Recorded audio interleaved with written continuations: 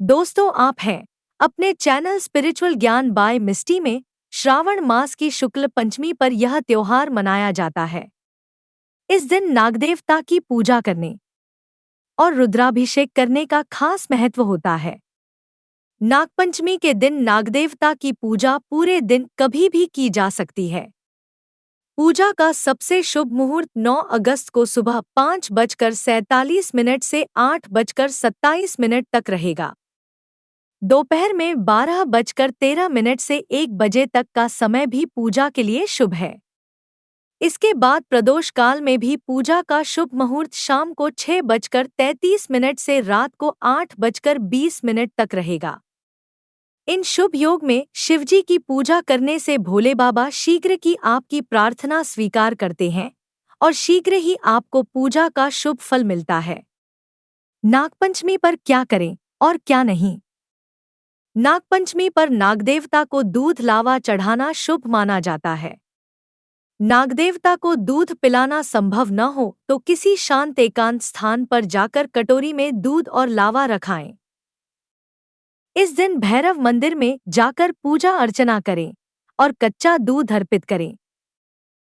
पूजा विधि: नागपंचमी के दिन सुबह स्नानादि के बाद स्वच्छ कपड़े धारण करें, शिवलिंग पर जल अर्पित करें और शिवजी की आराधना करें। इसके बाद घर के एंट्रेंस गेट, मंदिर और रसोई घर के बाहर के दरवाजे को खड़िया से पुताई करें। इस पर कोयले से नाग देवताओं का चिन्ह बनाएं या नागदेवता की प्रतिमा भी घर ला सकते हैं। इसके बाद पूजा आरंभ करें और नागदेवता फल, फूल, धूप दीप, कच्चा दूध और नैवेद्य अर्पित करें। अंत में नागदेवता का ध्यान करें और उनकी आरती उतारें। आरती करने के बाद नाग पंचमी की कथा का पाठ कर सकते हैं। प्राचीन काल में एक सेठजी के 7 पुत्र थे। सातों के विवाह हो चुके थे। सबसे छोटे पुत्र की पत्नी श्रेष्ठ चरित्र की विदुषी और सुशील थी, परंतु उसके भाई नहीं था। एक दिन बड़ी बहू ने घर लीपने को पीली मिट्टी लाने के लिए सभी बहुओं को साथ चलने को कहा तो सभी धलिया और खुरपी लेकर मिट्टी खोदने लगी। तभी वहां एक सर्प निकला, जिसे बड़ी बहू खुरपी से मारने लगी। यह देखकर छोटी बहू ने उसे रोकते हुए कहा, मत मारो इसे, यह बेचारा निरपराध है। यह सुनकर बड़ी बहू ने उसे नहीं मारा। तब सर्प एक ओर जा बैठा। तब छोटी बहू ने उससे कहा, हम अभी लौट कर आती हैं, तुम यहाँ से जाना मत। यह कहकर वह सबके साथ मिट्टी लेकर घर चली गई और वहां कामकाज में फंसकर सर्प से जो वादा किया था उसे भूल गई। उसे दूसरे दिन वह बात याद आई तो सबको साथ लेकर वहां पहुंची और सर्प को उस स्थान पर बैठा देखकर बोली, सर्प भैया नमस्कार। सर्प ने कहा, तू भैया कह चुकी है, इसलिए तुझे छोड़ देता हूँ, नहीं तो झूठी बात कहने के कारण तुझे अभी डस लेता। वह बोली, भैया मुझसे भूल हो गई, उसकी क्षमा मांगती हूँ। तब सर्प बोला, अच्छा, तू आज से मेरी बहन हुई और मैं तेरा भाई हुआ। तुझे जो मांगना हो मांग ले। वह बोली, भैया मेरा कोई नहीं है, अच्छा हुआ जो तू मेरा भाई बन गया। कुछ दिन व्यतीत होने पर वह सर्प मनुष्य का रूप रखकर उसके घर आया और बोला कि मेरी बहन को भेज दो। सबने कहा कि इसके तो कोई भाई नहीं था, तो वह बोला, मैं दूर के रिश्ते में इसका भाई हूँ, बचपन में ही बाहर चला गया था। उसके विश्वास दिलाने पर घर के लोगों ने छोटी को उसके साथ भेज दिया। उसने मार्ग में बताया कि मैं वही सर्प हूँ, इसलिए तू डरना नहीं और जहाँ चलने में कठिनाई हो वहाँ मेरी पूंछ पकड़ लेना। उसने कहे अनुसार ही किया और इस प्रकार वह उसके घर पहुँच गई। वहाँ के धनैश्वर्य को देखकर वह चकित हो गई। एक दिन सर्प की माता ने उससे कहा, मैं एक काम से बाहर जा रही हूँ, तू अपने भाई को ठंडा दूध पिला देना। उसे यह बात ध्यान न रही और उससे गर्म दूध पिला दिया, जिसमें उसका मुख बेतरह जल गया। यह देखकर सर्प की माता बहुत क्रोधित हुई, परंतु सर्प के समझाने पर शांत हो गई। तब सर्प ने कहा कि बहन को अब उसके घर भेज देना चाहिए। तब सर्प और उसके पिता ने उसे बहुत सा सोना, चांदी, जवाहरात, वस्त्रभूषण आदि देकर उसके घर पहुंचा दिया।